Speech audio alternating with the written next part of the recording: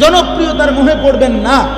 যেই কোনোভাবে মোবাইল দিয়া হোক, ফেসবুক দিয়া হোক, ইউটিউব দিয়া হোক, মাথা পাঞ্জাবি খুললা হোক, শার্ট লাগাইয়া হোক, যেমনে হোক মানুষে চিনতে হইব, একটা লারা দিতে হইব। যেমনে হোক দেশটার মধ্যে টাইল কেল লাগাইতে হইব না, এটা কোনো কথা না। আল্লাহর ইচ্ছা, কাউকে আল্লাহ তাআলা, আমাদের আল্লামা মামুনুল হক, আজ তিনি কোথাও দাঁড়াইলেই এটা একটা মিছিল। বেচারা যদি দাঁড়ায় কোথাও, তো সেটাও হাজারো মানুষের কি হয়ে গেছে, মিছিল। হাঁটলে স্লোগান চলছে। তাই আল্লাহর ইচ্ছা, মালিকের ইহসান এটা। আল্লাহ তাআলা প্রত্যেকের ভিতরে এটা যদি হয়, এই মানসিকতা, তাহলে বরকত হয়। যে আমারে আল্লাহ 5 জন মানুষের সামনে বলার সুযোগ দিছে, আমি এই 5 জনকে বলাটা কদর করি। আমারে বলছে আসরের আগে একটু বলতে, আপনি মনোযোগ দিয়ে বলেন, বরকত পাইবেন। আসরের পরে বলেন, ফজরের পরে বলেন, আল্লাহর কথা যখনই বলার সুযোগ পায় তখনই গনিমত। ক্বালা রব্বি ইন্নী দাআউতু কওমি লাইলাম ওয়া নাহারা। নূহ আলাইহিস সালাম বলছে, আল্লাহ আমি আপনার দিকে মানুষকে ডেকেছি 950 বছর ধরে, রাতেও দিনে। লাইলাম ওয়া নাহারা, রাতেও দিনেও। তাহলে এটা কোনো বিষয় না। আমি অনেক বড় বড় আলেমরে জিজ্ঞাসা করছি যে হুজুর, মাগরিবের পরে ওয়াজ করলে উনি বিশেষ বক্তা, আর রাত 10টায় ওয়াজ করলে উনি প্রধান বক্তা, এটা শরীয়তের কোন আলোকে নির্ধারিত হয়েছে? এই ভাইসাল আইসে কেমন? রাত যত সাফে বক্তার দাম তত বাড়ে, এটা কোন ফতুয়ার ভিত্তিতে, কিসের ভিত্তিতে? আল্লাহর কথা যিনি বলেন ইখলাস ও তাকওয়ার সাথে, হক কথা যিনি বলবেন তার কথাই দাম, তার কথাই চলেন। এই জন্য ইনশাআল্লাহ জিন্দেগির হিসাব মিলাবেন। বাপ আমার নওজোয়ান ছেলে, তোমাদেরকে বলি ভাই, প্রতিনিয়ত মসজিদে জুমার নামাজে ঢোকো, আবার বের হও ভাইয়া। কিন্তু তোমার জীবন এমন আশ্চর্য যে ইমাম সাহেবের 2টা লাইন কথাও মনোযোগ দিয়ে শোনে না, পুরাটা টাইম মোবাইল টিপতেছে, পাশের ছেলেটার সাথে কথা বলতেছে, দুষ্টামি দৌড়াদৌড়ি কথাবার্তা। আল্লাহকে এইভাবে ছেড়ে দেওয়া মানুষ? কোরআন শরীফে আছে, আল্লাহ তাআলা বলেন ফাবিআইয়ি হাদিসিন বা'দাহু ইউমিনুন। কোরআনুল কারীমের সবচেয়ে বেশি যে কয়েকটা আয়াত আছে, আমার দিলের মধ্যে একবারে লড়াইয়া ফেলে, আমার দিল নড়ে সবচেয়ে বেশি, এর মধ্যে এইটা একটা আয়াত। আমার আশ্চর্য লাগে যে মালিক এটা কি বলছে, ফাবিআইয়ি হাদিসিন বা'দাহু ইউমিনুন। আল্লাহ বলে, বান্দা 23 বছরে আমি 30 পারা কোরআন নাজিল করেছি, আমার সর্বশ্রেষ্ঠ কথা কতবার করে করে এক একটা কথা বলেছি বান্দা, এরপরে আর কোন কথা বললে আর কেমনে বললে এর চাইতে দামি আর কোন কিতাব নাজিল করলে বান্দা তুই আমার কথা মেনে নিতি? ফাবিআইয়ি হাদিস, ফাবিআইয়ি হাদিস, আর কি বললে, আর কোন কথা বললে?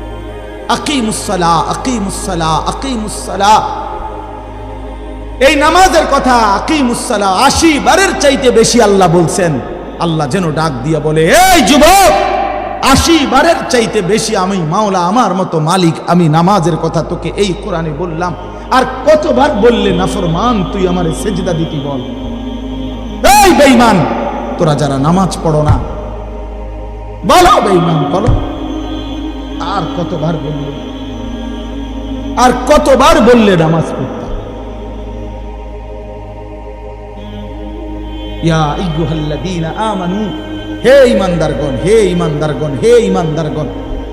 কোরআনুল কারীমের মধ্যে 89 বার আছে, 89, 8, 9, 89 বার আল্লাহ ডাক দিছে, আমার ঈমানদার বান্দা, আমার তুই প্যারা বান্দা, হায় মুমিন, আমি তোকে ডাকছি, তোকে ডাকছি, তোকে ডাকছি। সেই আল্লাহ জিজ্ঞেস করছে, ফাবিআইয়ি হাদিস, এই বান্দা 89 বার আমি তোকে মুমিন বলে ডাক দিয়েছি, আর কতবার ডাকলে তুই আমার ডাকে সাড়া দিতি বান্দা? আরেকটা আয়াত আছে, আমার দিল নড়ে বেশি, সূরা মুজাম্মিলের, ফাকাইফা তাত্তাকুনা ইন কাফারতুম ইয়াওমান ইয়াজআলুল বিলদানা শিবা। এই কথাটা শুনে আমার খুব ভয় লাগে। আল্লাহ বলছে, বান্দা এই যে তুমি আমার নাফরমানি করছো, সেদিন হাসরের ময়দানে তুমি কেমনে বাঁচবা? যেদিন হাসরের মাঠের একদিনের পেরেশানি আর আযাব আর যন্ত্রণা কোলের বাচ্চাকে বুড়া বানায় ফেলবে, বুড়া বানায় ফেলবে। এই বান্দা, তুমি জানো না আমি মাওলার শাস্তি কি জিনিস? ফাকাইফা তাত্তাকুনা ইন কাফারতুম ইয়াওমান ইয়াজআলুল বিলদানা শিবা। একদিনে বাচ্চা বুড়া হয়ে যাবে, কোলের বাচ্চা বুড়া হয়ে যাবে। আল্লাহ বলছে এই পরিমাণ যন্ত্রণা পেরেশানি। মানুষ বলে ভাই আমার এই 3 মাসের যন্ত্রণায় কষ্টে আমার চুল সাদা হয়ে গেছে, মানুষ এরকম বলে না? আল্লাহ তাআলা বলে বান্দা তুমি কেমনে নাফরমানি করছো, তুমি বুঝতেছো না বান্দা আমার আযাব কি পরিমাণ ভয়ঙ্কর। নব্বি ইবাদি আন্নী আনাল গফুরুর রহিম ওয়া আন্না আযাবি হুয়াল আযাবুল আলীম।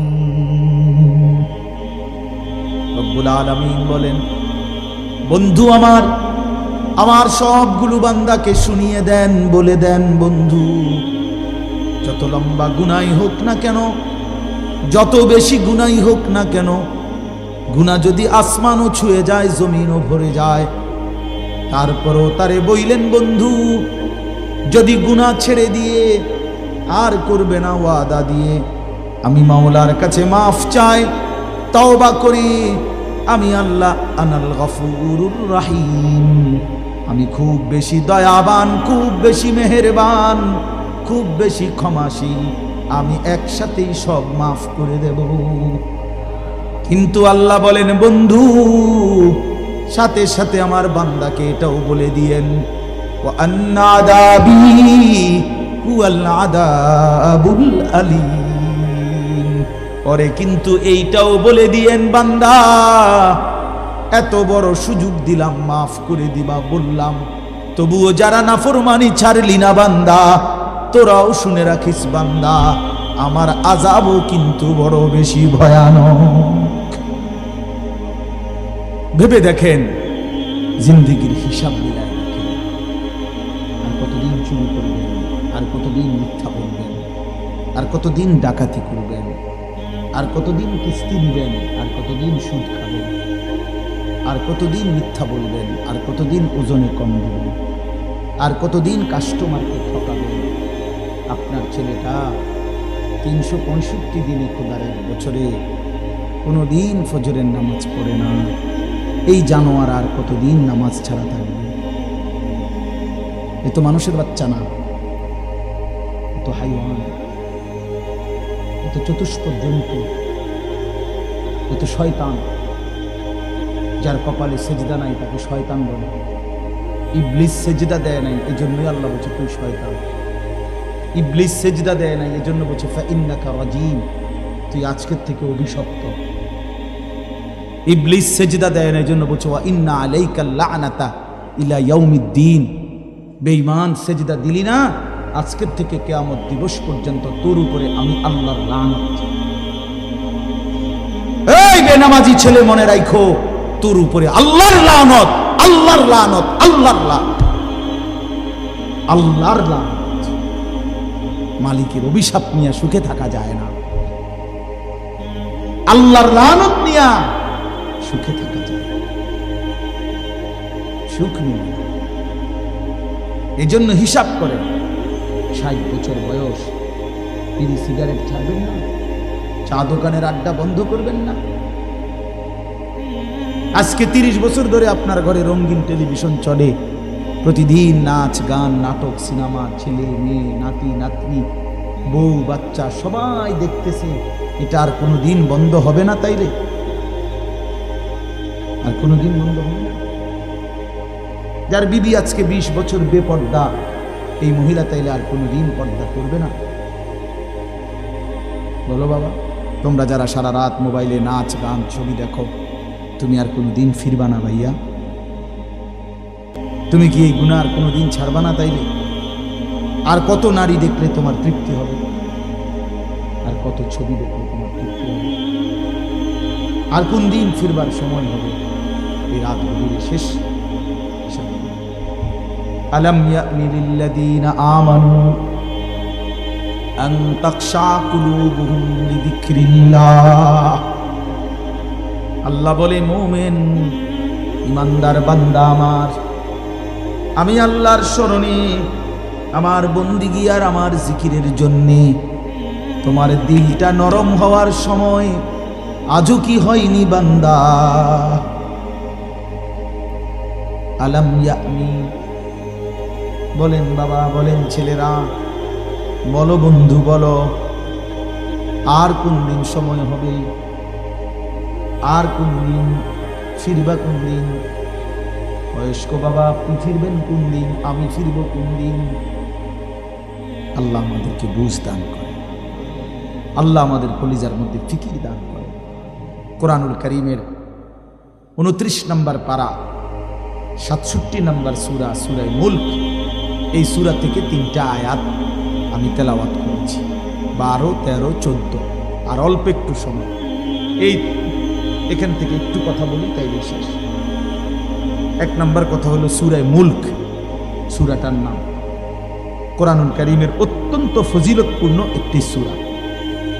রাসূলুল্লাহ সাল্লাল্লাহু আলাইহি ওয়াসাল্লাম বলেছেন, হিয়াল মানিআতু হিয়াল মুমজিয়াতু তুমজিহি মিন আযাবিল কবর।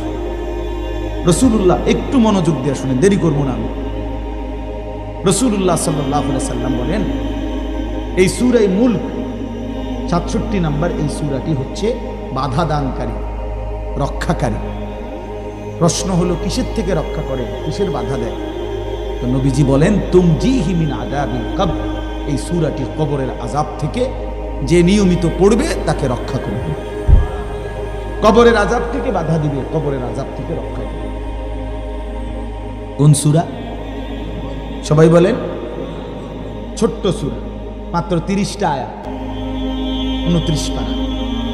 এই ছোট্ট সূরাটি রাসূলুল্লাহ সাল্লাল্লাহু আলাইহি সাল্লাম বলেন কবরের আযাব থেকে রক্ষা করবে। তাফসীরে কুরতুবীর মধ্যে আছে, আল্লাহ নবী সাল্লাল্লাহু আলাইহি সাল্লাম বলেন, আমার দিল চায়, নবীজি বলছেন, লাওয়াদিত্তু, আমার দিলের আকাঙ্ক্ষা, দিলের তামান্না, নবীর দিলের আশা। রাসূলুল্লাহ সাল্লাল্লাহু আলাইহি সাল্লাম বলেন, আমার মনটা চায়, আমার দিল চায়, আমার উম্মতের প্রতিটা ইমানদারের কলবে এই সূরা মুলকটা থাকুক। ফি কলবে কুল্লি মুমিন, প্রতিটা মুমিনের দিলের মধ্যে, জবানের মধ্যে এই সূরা মুলক থাকুক। এই জন্য এই সূরা কবরের আযাব থেকে রক্ষা কবচ। যে নিয়মিত পড়বে আল্লাহ তাকে কবরের আযাব থেকে রক্ষা করবে। এখানে আরেকটা প্রাসঙ্গিক বিষয়, কবরের আযাব আমাদের মৃত্যু পরবর্তী হাসরের ময়দানে উঠার আগ পর্যন্ত এই মাঝখানের এই সময়টাকে কবরের জীবন বলে। কারো যদি স্বাভাবিক মৃত্যু হয় অথবা অস্বাভাবিক মৃত্যু হয়, কারো যদি মাটির কবর কপালে জোটে অথবা নাও জোটে, মৃত্যু মানেই আবার হাসরের মাঠে উঠা পর্যন্ত মাঝের এই সময়টাকে কবরের জীবন বলে। কথা বুঝছেন নি? কথা মানে বিষয়টা হলো এই, মনে করেন অনেক অধিকাংশ মানুষের তো স্বাভাবিক মৃত্যু হয়েছে, মাটিতে তারে কবরও দিছে, কিন্তু এমনও তো মানুষ আছে যে বাঘের পেটে ঢুকে গেছে, জীব জন্তু হিংস্র প্রাণী তারে খাইয়া ফেলছে, আগুনে পুইরা জ্বলে ছাই হয়ে গেছে, পানিতে ভাইসা গেছে, এমন হইতে পারে না? তো তার কবর কো, তার তো মাটির দাফন করছে না। কথা বুঝছেন? কিন্তু তার মৃত্যু হয়েছে কিনা? এই মৃত্যু মানেই কবরের জীবন, মৃত্যু মানেই কবরের জীবন। তাহলে এই জন্য বললাম, আরে স্বাভাবিক হোক অস্বাভাবিক হোক, কবর জুটুক মাটির বা না জুটুক, মানুষের মৃত্যুর পরেই হাসরের ময়দানে উঠা পর্যন্ত এই মাঝের এই টাইমটাকে কবরের জীবন বলা হয়। কবরের এই বিষয়ে আল্লাহ রাসূল সাল্লাল্লাহু আলাইহি সাল্লামের অগণিত হাদিস। কবরের মধ্যে মানুষের এই কবরের জীবনটা, এটা কারো জন্য সুখকর, কারো জন্য কষ্ট, কারো জন্য এই কবরে সুখ মিলবে, কারো জন্য এই কবরে কষ্ট হবে, আযাব হবে। রাসূলুল্লাহ সাল্লাল্লাহু আলাইহি সাল্লাম বলেন, আমি খুব সংক্ষেপে বলতেছি, 3টা প্রশ্নের জবাব যে কবরে ঠিকমতো দিতে পারবে, আল্লাহ তাআলা পক্ষ থেকে ঘোষণা হবে, সাদাকা আব্দি, আমার বান্দা সঠিক উত্তর দিছে, আফরিশুহু মিনাল জান্নাহ ওয়ালবাসুহু মিনাল জান্নাহ ওয়াফতাহু লাহু বাবান ইলাল জান্নাহ, আমার বান্দার জন্য জান্নাতের পোশাক বিছায়া দাও, জান্নাতের পোশাক পরিয়ে দাও, জান্নাতের বিছানা বিছায়া দাও, জান্নাত বরাবর দরজা খুলে দাও। ফেরেশতারা জান্নাতের পোশাক পরিয়ে, জান্নাতের বিছানা বিছিয়ে জান্নাত বরাবর দরজা খুলে দিবে। ইউফসাহু লাহু, এবং তার কবরটাকে প্রশস্ত করে দেওয়া হবে, চারিদিকে 70 গজ, 70 হাত। অথবা আরেক বর্ণনা আছে মাদ্দুল বাসার, চোখের দৃষ্টি যায় যে দূর, এর দূর চতুর্দিকে ইমানদার নেককারের কবরকে প্রশস্ত করে দেওয়া হবে। এই সুন্দর প্রশস্ত করে নেককারকে শোয়াইয়া জান্নাতের বিছানা পোশাক পরাইয়া ফেরেশতা বলবে, ভাই সাহেব নাম কানাউমাতিল আকুস, নতুন জামাই যেভাবে বাসর ঘরে নতুন দুলহা ঘুমায় আরামসে সুখের বাসরে, আমনে ঘুমান, কেউ ডিস্টার্ব করবে না, আমরা এসে নিয়ে যাবো পরে সময় মতো। ইসরাফিল ফু দিবে দ্বিতীয়বার, আমরা এসেই আপনারা নিয়ে যাব, আপনি আপাতত এখানে আরামসে সুখের জান্নাতের নিয়ামত ভোগ করতে থাকেন। যে ব্যক্তি কবরে 3টা প্রশ্নের জবাব দিতে পারবে না, রাসূলুল্লাহ সাল্লাল্লাহু আলাইহি সাল্লাম বলেন, আল্লাহ তাআলার পক্ষ থেকে বলা হবে, কাযাবা আবদি, আমার বান্দা নাফরমান মিথ্যা বলেছে। আফরিশুহু মিনান নার ওয়ালবাসুহু মিনান নার ওয়াফতাহু লাহু বাবান ইলান নার, তার জন্য জাহান্নামের বিছানা বিছিয়ে দাও, জাহান্নামের পোশাক পরিয়ে দাও, জাহান্নাম বরাবর দরজা খুলে দাও। নাউযুবিল্লাহ। ফেরেশতারা এই 3টা কাজ করবে। প্রথম, এই হলো এক গ্রুপের কাজ, ওনারা এই জাহান্নামের বিছানা, জাহান্নামের পোশাক আর জাহান্নামের বরাবর দরজা খুলে দিবে।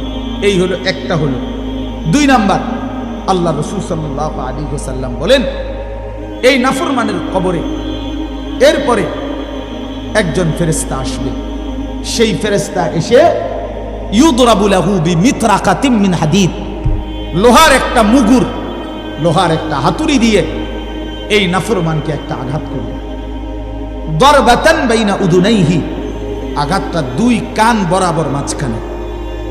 নবীজি বলেন, ফায়াসিহু সাইহাতান, বেঈমান তখন কবরে একটা চিৎকার মারবে, ইয়াসমাউহা মান ইয়ালিহি ইল্লা সাকালাইন, মানুষ এবং জিন ব্যতীত আল্লাহর সমস্ত সৃষ্টি নাফরমানের চিৎকারটা শুনতে পাবে।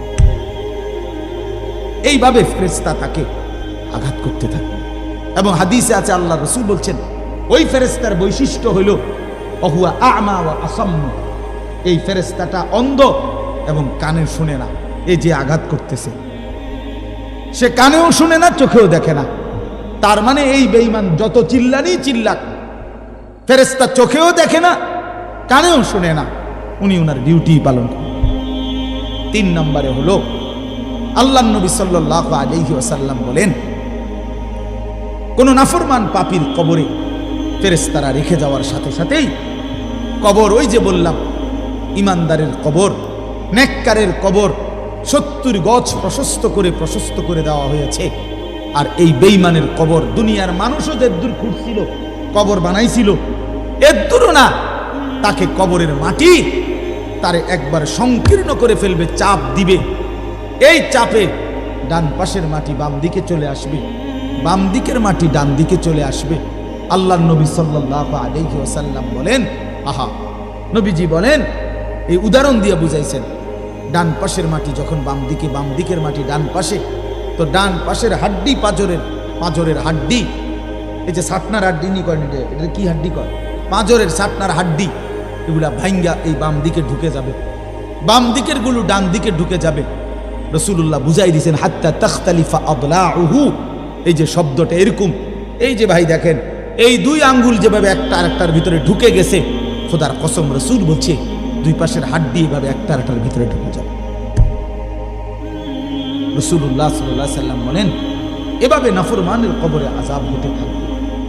প্রিয় বন্ধু আমার, আল্লাহ রাসূল সাল্লাল্লাহু আলাইহি সাল্লামের এরকম অসংখ্য হাদিস দ্বারা প্রমাণিত কবরে আযাব হবে।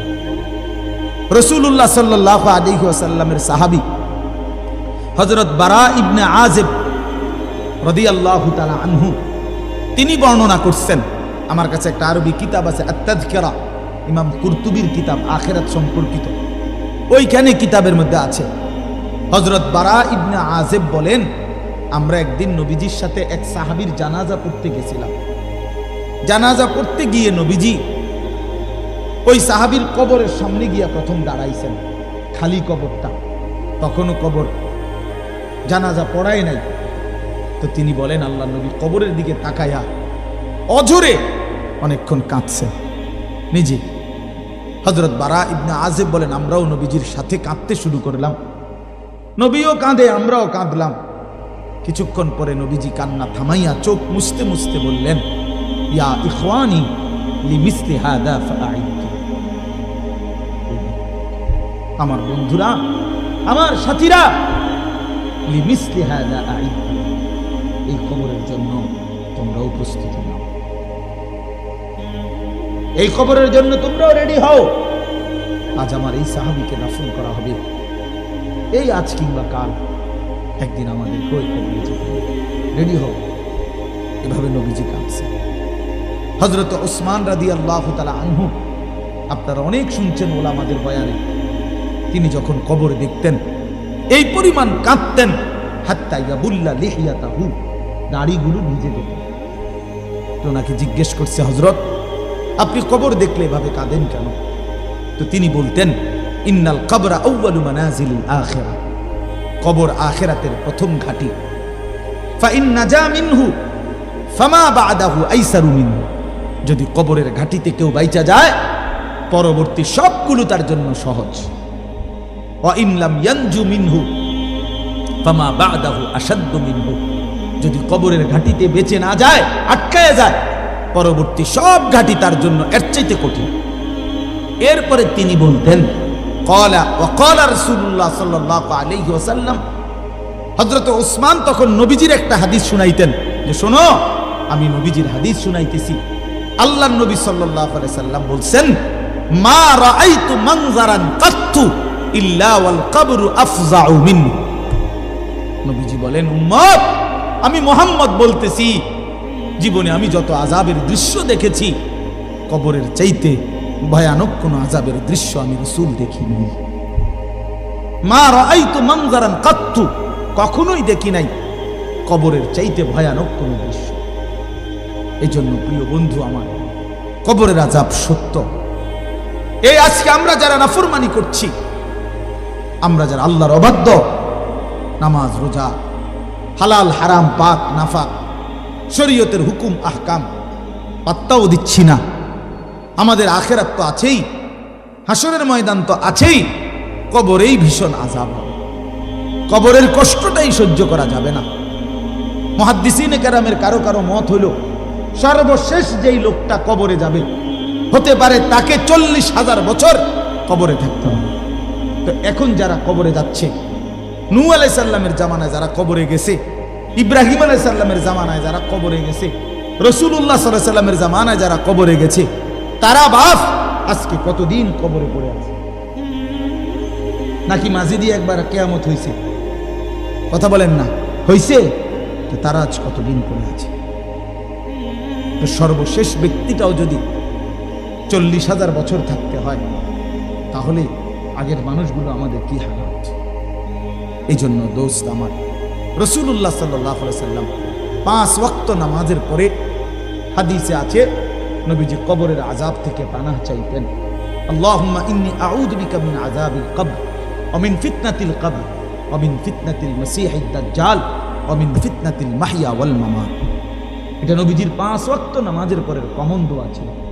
নিয়মিত কবরের আযাব থেকে মুক্তি চাইতেন। অথচ তিনি নিষ্পাপ, যার নিজের কোনো গুনাহ নাই, তিনি যদি এতবার দোয়া করতেন, আমি আপনি কি পরিমাণ দোয়া করছি। অতএব আমি রাত গভীরে মনে করাই দিলাম, আমাদের কবর সত্য। প্রিয় বন্ধু আমার, বাবারা আমার, হাসলেও মরে যাবেন, কাঁদলেও মরে যাবেন, সুখে থাকলেও মরে যাবেন, দুঃখে থাকলেও মরে যাবেন। আল্লাহ যেন বারবার বলছে, বান্দা তুমি চাও কিংবা না চাও, আমি কিন্তু তোমার এনে থাকতে দেব না। তুমি চাইলেও থাকতে দেব না, তুমি না চাইলেও থাকতে দেব না। আমি বান্দার রাখতাম না, এখানে রাখতাম না, তোমারেও মনে রাখতাম না, পৃথিবীটাকেও আমি জাগাত রাখতাম না। শুধু শুধু তুমি এটা লইয়া কামড়া কামড়ি করো না, রাখবো না, আমি তোমারে রাখবো। অতএব আমরা মরে যেতেই হবে। অট্টালিকার মানুষটাও মরে যাবে, কুড়ে ঘরের মানুষটাও মরে যাবে।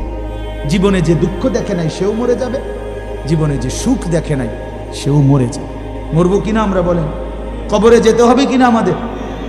অতএব আমাদের দায়িত্ব কবর, হাসর, মিজান, ফুলসেরাত, আখেরাত, জান্নাত, জাহান্নাম এগুলোকে ভয় করা, বিশ্বাস করা। আর এগুলোকে ভয় করা মানেই আল্লাহকে ভয় করা। এগুলোকে ভয় করা মানেই কাকে ভয় করা? এগুলো আমরা দেখছি কেউ না, এ না দেখেই ভয় করতে। কবর, হাসর, মিজান, ফুলসেরাত, জান্নাত, জাহান্নাম, কবরের শান্তি, কবরের শাস্তি, এগুলো না দেখেই বিশ্বাস করা, এইটাই আল্লাহর ভয়, এটাই আল্লাহকে ভয়। আর আল্লাহকে যে ভয় করে, এগুলোকে যে ভয় করে, আল্লাহর কসম এটার অর্থই হলো সে গুনাহ থেকে নিজেকে বিরত রাখে। এই জন্য একটা সহজ কথা, যে গুনাহ থেকে বিরত থাকে সেই আল্লাহকে ভয় করে, যে আল্লাহকে ভয় করে সে গুনাহ থেকে বিরত থাকে। কথা বুঝছেন না আমার? এই কথাটাই আল্লাহ বলছেন, ইন্নাল্লাযীনা ইয়াখশাউনা রাব্বাহুম বিল গায়বি, নিশ্চয়ই যারা আল্লাহকে ভয় করে না দেখে। না দেখে এই কথার অর্থ হইল আমি আল্লাহকেও দেখি না, অথচ আমার আল্লাহকে আমি ভয় করি। আমি কবর দেখি না, জাহান্নাম দেখি নাই, আখিরাত দেখি নাই, হাসরের ময়দান দেখি নাই, মিজান, ফুলসিরাত দেখি নাই, কিন্তু আমি আল্লাহ রসুলের কথার উপরে, কোরআনের কথার উপরে, আমার মালিকের এই কথাগুলো বিশ্বাস করি, ভয় করি। তো এই কথার উপরে যাদের জীবন, তার মানেই তারা গুনাহ থেকে বেঁচে থাকে। আল্লাহ তাআলা বলেন, আল্লাহকে ভয় করে না দেখেই আল্লাহর কথা, আল্লাহর আখিরাতের বিষয়গুলোকে তাফসিরে লিখছে, ইয়াখাফুনাল্লাহা ওয়া ইয়াখাফুনা আযাবাহু। তো আল্লাহর আযাবকে যারা ভয় করে, আল্লাহকে যারা ভয় করে, গুনাহ থেকে যারা বিরত থাকে, আল্লাহ বলেন আমি ওয়াদা দিলাম আমার সেই বান্দাদেরকে আমি দুইটা পুরস্কার দেব। এক, লাহুম মাগফিরাতুন, তাদের পেছনের জিন্দেগির সব গুনাহ মাফ করে দেব। দুই, ওয়া আজরুন কাবীর, সবচেয়ে বড় বিনিময় আমার জান্নাত দিয়ে দেব। এরপরে আল্লাহ বলেন, আমাদের সবাইকে বলছে, ছেলেরা তোমরাও শোনো, আমাদের সবাইকে আল্লাহ বলছে, বান্দা তোমার তিনটা অবস্থা। একটা হলো তুমি কিছু কথা জোরে বলো, কখনো আস্তে আস্তে বলো, আর কখনো অন্তরের মধ্যে জল্পনা কল্পনা করো। তুমি শুধু এদ্দুর মনে রাখো, বান্দা আমারে আড়াল করতে পারতাম, আমারে আড়াল করতে পারতাম। তুমি আস্তে বললেও আমি শুনি, তুমি জোরে বললেও আমি শুনি, তুমি অন্তরের ভিতরে লুকাইয়া রাখলো আমি তাও জানি। কাজে আমার থেকে তুমি বাঁচতে পারো, আমার থেকে। এই জন্য যুবক, তুমি মনে করো ইয়ারফোন লাগাইলে আর কেউ শোনে না, না মানুষে না শোনে না, মালিক তো শোনে। তুমি মনে করো রাত 2টা বাজে দরজা লাগায় ফেললে, লাইট নিভাইয়া ফেললে, এবার মোবাইলে উলঙ্গ ছবি দেখলে আর কেউ জানে না, তো দুনিয়ার কেউ না জানে না। মালিক বলে, বান্দা আমি তো জানি। আলাম ইয়ালাম বিআন্নাল্লাহা ইয়ারা, আল্লাহ বলে, জানো বান্দা আমি তোমাকে সারাক্ষণ দেখি, সারাক্ষণ দেখি।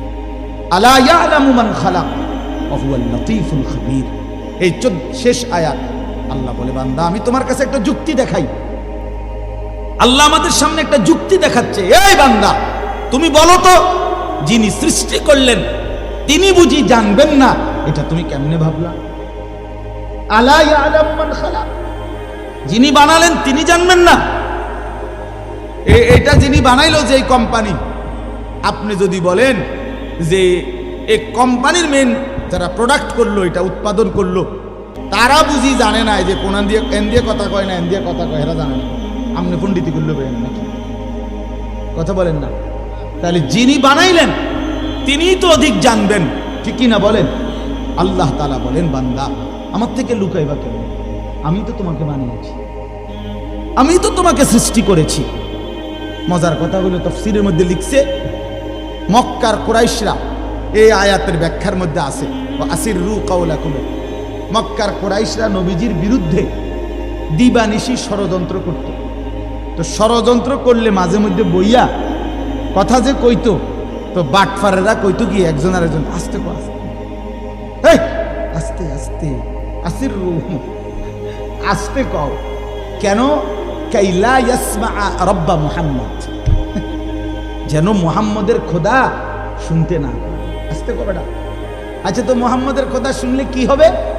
কয় তাইলে জিবরাইল রে পাঠাইয়া কইয়া দিব। এটা আছে তাফসীর। মুহাম্মদের খোদায় জিবরাইল পাঠাইয়া মুহাম্মদকে জানায় দিবে, শেষে আমগো পরিকল্পনা সব ভেস্তে যাবে, বাদ যাবে, কাজে আসতে। তো আল্লাহ তাআলা তখন বলে, হারে বান্দা, বেকুব কি আর আড়ে বাজারে ওঠে? এ কি কোনো ছোটখাটো বলদ মনে করছেন?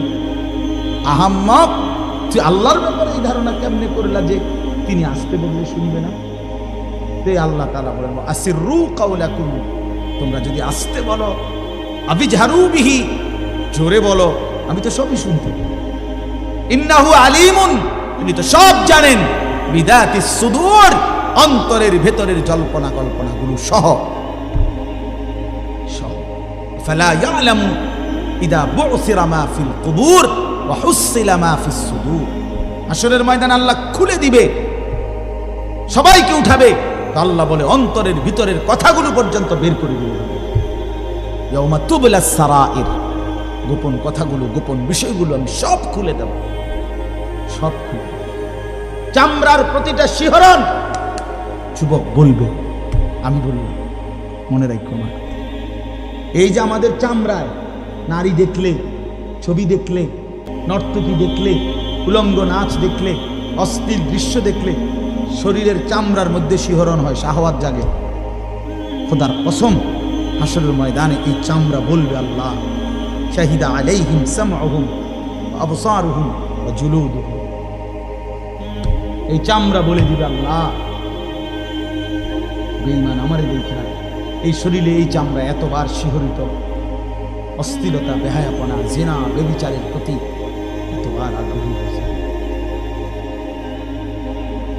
শরীরের চামড়াগুলো, মানুষের সমস্ত শাহওয়াত চামড়া, যৌন চাহিদা উপাদান মেন এই চামড়ার।